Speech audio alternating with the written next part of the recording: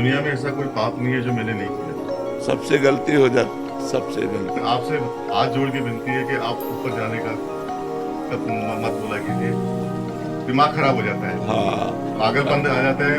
अब आपसे इतना लगाव हो चुका है नवल नागरी बाबा जी से, इनसे करो क्योंकि नए हैं हमारे। अब तो शरीर की हालत रोज का रोज डाउन होती जा रही।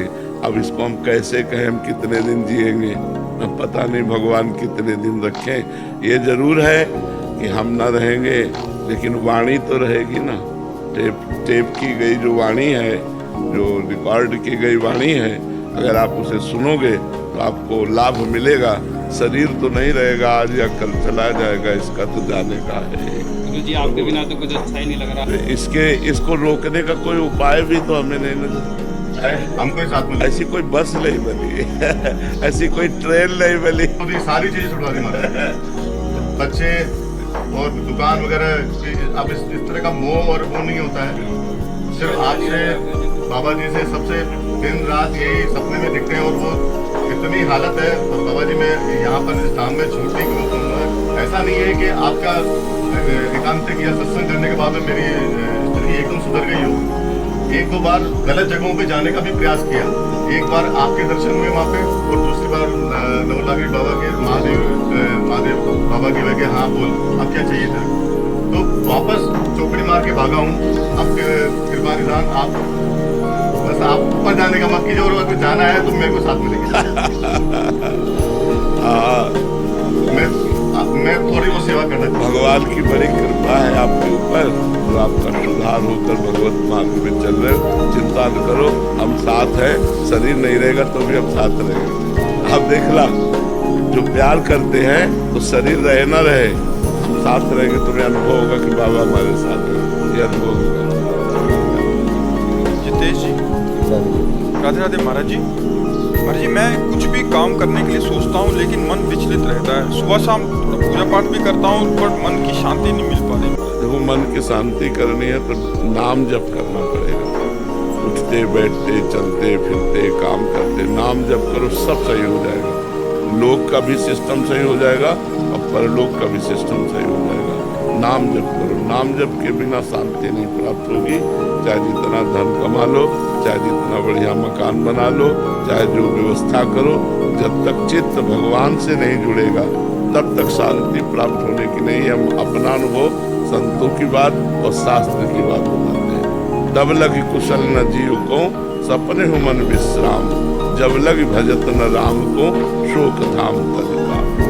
जब शोकों के धाम कामनाओं का त्याग कर भगवान का भजन होता, तब आनंद की अनुभूति होती है।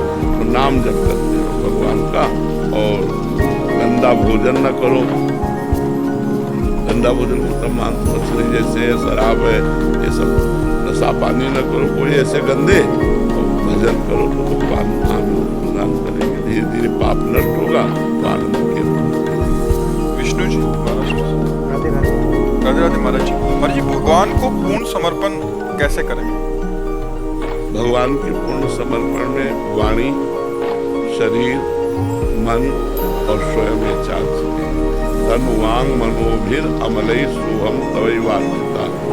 तो मैं फंसा है शरीर में, तो पहला नियम लो कि शरीर से कोई भी भगवत विमुख कार्य हम नहीं करेंगे। पाप आचरण नहीं करेंगे, अधर्म आचरण नहीं करेंगे। और शरीर से जितने कार्य हो, तदर्पिता अखिलाचारिता, वो भगवान को समर्पित करो। जो भी कर्म करेंगे धर्मयुक्त कर्म करेंगे, पाप कर्म नहीं करेंगे। और जो धर्मयुक्त कर्म करेंगे वो भगवान को समर्पित करेंगे। तो शरीर से होता है कर्म, और कर्म जब भगवान को समर्पित होता है तो शरीर समर्पित होने लगता है। फिर आया वाणी। वाणी से हम झूठ न बोले, वाणी से हम छल कपट भरी भाषा न बोले, वाणी से किसी को दुख देने वाली बात न बोले।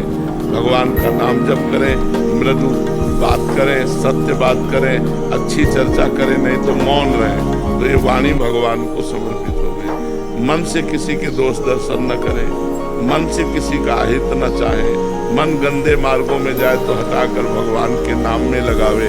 बार बार मन को भगवान का चिंतन करवावे तो मन भगवान को समर्पित, और तन मन वाणी जब समर्पित हो जाती है तो मैं स्वयं भगवान का दासत्व हो जाता है, मैं स्वयं भगवान को समर्पित हो जाता है। ये तीन संभालने की जरूरत है, तन मन और जबान। इस जबान में खान पान भी आता है, खान पान वही पवित्र जो भगवान को भोग लगावे, और वाणी से वो, इसमें दो इंद्रियां हैं, एक वाक इंद्रिय एक रस इंद्रिय जबान में। खान पान भगवान को भोग लगा के पावे, और वाणी से जो बोले सबका मंगल करने वाली बात बोले, झूठ न बोले, निंदा न करे, अपवित्र बात दुखद बात न बोले, भगवान का नाम जप करे। इसी से हम धीरे धीरे भगवान को समर्पित हो जाएंगे।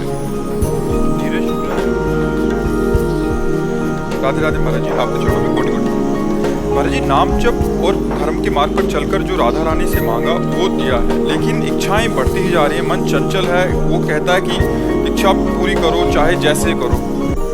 नहीं, चाहे जैसे में तो फिर पतित हो जाओगे, चाहे जैसे में पतित हो नहीं, हमारी चाह है, भगवान कृपा करे तो पूर्ण कर दें, नहीं तो हमें चाहे जैसे नहीं पूरी करनी। हाँ, नहीं, चाहे जैसा शब्द तो बहुत खतरनाक है, तो फिर हम गलत मार्ग का अनुसरण कर सकते हैं, गंदे मार्ग का अनुसरण नहीं। चाहे जैसे नहीं, धर्म से हम प्राप्त करना चाहते हैं और भगवान से हम अपनी इच्छाओं की पूर्ति चाहते हैं तो मंगल हो जाएगा। भगवान से इच्छा पूर्ति के लिए भजन की आवश्यकता है, हम जितना भजन करेंगे उतना ही भगवान हमारी इच्छाओं की पूर्ति करेंगे। मेरा बाबा है, इसके बाद भी ये सलाह है, बाबा नहीं हाँ, पर भगवान कोई न कोई बाबा तैयार करते भगवान की सृष्टि। मेजर राधे राधे महाराज जी। महाराज जी, मुझे याद है कि मेरा पहला दायित्व देश की रक्षा और सेवा है, परंतु कभी कभी महसूस होता है कि मैं अपने परिवार या माता पिता के लिए पूरी तरह से जो कार्य करना चाहिए वो नहीं कर सकता। ये असंख्य सैनिकों और जो अपने घर से दूर रह रहे हैं उन सबका प्रश्न है महाराज जी, ऐसे में हमें क्या देखें? लेकिन आप सम्माननीय पूरे राष्ट्र में जो हमारे राष्ट्र सैनिक है, जो ना सम्मान करे बहुत मंद बुद्धि का आदमी है, जो राष्ट्र सैनिकों को सम्मान न दे। तो जैसे आप संत का सम्मान करते हैं तो किस लिए करते हैं? उसने अपने परिवार का त्याग किया, उसने संसार के सुखों का त्याग किया और अपने को समस्त सुखों से हटाकर और भजन करके दूसरों का मंगल किया, परहित किया, परोपकार किया। इसीलिए संत को हम प्रणाम करते हैं। बस जैसे संत वैसे भारत के सैनिक, उन्होंने अपने परिवार के संबंध की जो पुष्टता चाहिए उसका त्याग किया। जैसे बच्चा चाहता है पापा हमारे नजदीक रहे, पत्नी चाहती हमारा पति हमारी आंखों के सामने रहे, माँ चाहती बेटा हमारे सामने रहे, लेकिन सबसे दूर और पता नहीं कितना दूर कभी मिलन ही ना हो।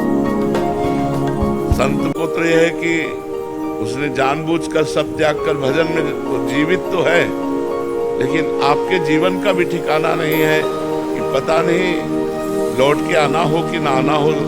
ये प्राण रूपी पुष्प देश की बलिवेदी पर चढ़ जाए, किस समय कहाँ कैसा आर्डर और वहाँ जा कर के कैसा हो। तो इसीलिए सम्माननीय है और इसीलिए जो बड़े बड़े यज्ञ कर्ताओं को सुख प्राप्त होता है स्वर्ग का, वो केवल आपका राष्ट्र के प्रति प्राण त्याग देने पर स्वर्ग का सुख प्राप्त होगा। और कहीं राधा राधा नाम जप करते हुए प्राण त्यागा तो भगवत प्राप्ति हो जाएगी। आपका कोई छोटा मोटा धर्म नहीं, राष्ट्र धर्म में आप हैं तो आप एक संत के समान हैं। और ऐसा जीवन भी है, कहीं चाहे बॉर्डर में खड़ा कर दे, चाहे हिमालय में खड़ा कर दे, चाहे युद्ध में खड़ा कर दे, बिल्कुल प्राणों को बलिदान किए हुए आप लगे हुए हैं। तो परिवार का आपके संरक्षण और उसकी पुष्टता भगवान करेंगे। आप राष्ट्र की सुरक्षा और राष्ट्र की व्यवस्था में आप अपने जीवन को समर्पित किए हैं, समर्पित ही किए रहिए। आप परिवार की चिंता रखिए, उसका पोषण भगवान करेंगे, उसकी सुरक्षा भगवान करेंगे। पूरे राष्ट्र को चाहिए, पूरे भारत को चाहिए कि अपने भारत के सैनिकों का उत्साहवर्धन करे और उनका सम्मान करे, क्योंकि वो राष्ट्र के लिए जीवन समर्पित किए हुए हैं। जवान जाता है, अंग भंग हो जाता है, प्राण निकल जाते हैं। जब वो आतंकवादी हमारे भारत में प्रवेश करते हैं, सूचना मिल गई तो हमारे राष्ट्र के जवान जाते हैं कभी कभी शहीद भी हो जाते हैं, तो अपने प्राणों का बलिदान करना कोई छोटी मोटी बात। अभी नया ब्याह हुआ या अभी छोटा बच्चा है, अभी परिवार के सब आशा लगाए हुए हैं कि छुट्टी में आएंगे, वो सब आशा ऐसी धरी रह जाती है। तो संत और सैनिक ये सम्मान के योग्य हैं, इनको सदैव सम्मान देना चाहिए। तो हम भारत के सैनिकों से प्रार्थना करते हैं कि आपका बहुत बड़ा पद है और भगवान उस पर विशेष कृपा करते हैं, क्योंकि राष्ट्र की सेवा में समर्पित है। ये दुख तो सहना ही पड़ेगा हर राष्ट्र के सैनिक को, अपने परिवार का वियोग। अगर परिवार के प्यार को अंदर रखेगा तो कमजोर हो जाएगा। नहीं, परिवार का प्यार दूसरे नंबर पर जब छुट्टी हो, जब तक तैनात है, तो राष्ट्र का प्यार हमारे हृदय में जागृत रहना चाहिए। आप लोग बहादुर हैं, आप लोग भगवान के पार्षद हैं, राष्ट्र के रक्षक हैं, इसलिए आपकी पदवी सबसे बड़ी है। आप ये चिंता न करें, आपकी पदवी सबसे बड़ी। पूरा देश सैल्यूट करता है हमारे सैनिकों को। जब कोई शहीद होता है ना, तो ऐसा हर एक व्यक्ति को लगता है मेरा भाई शहीद हुआ है, मेरा जन शहीद हुआ है, ऐसा दुख होता है। और जिनको नहीं होता है, उनके विवेक नहीं है, उनकी बुद्धि नहीं है, वो स्वार्थी हैं, इसलिए ऐसा उनको लगता है। नहीं, कोई भी देश प्रेमी जब देश का जवान शहीद होता है, तो उसको ऐसे लगता है जैसे मेरा भाई शहीद हुआ हो। तो इसलिए आप चिंता न करें, आप पूज्य हैं, आप सम्माननीय हैं। ये ऐसे इलाके भी हैं जहाँ 4-4, 5-5 महीने पहाड़ी पे चढ़ा दिया जाता है, वहाँ बर्फ गिरी हुई है, बर्फ का ही एक पूरा बना के उसके अंदर ही रह रहे हैं। बिल्कुल, ना टावर है, ना बिल्कुल। खाने के लिए ताज़ा भोजन है, एक पैकेट्स में जाता है वो, मतलब अगर आलू भी जा रहा है तो ऐसा पत्थर जैसा आलू हो जाता है, उसको पानी में डाल के या कैसे रह रहे हैं। बहुत नहीं, बहुत कठिनतम कष्ट जीवन में, हाँ बहुत कष्ट।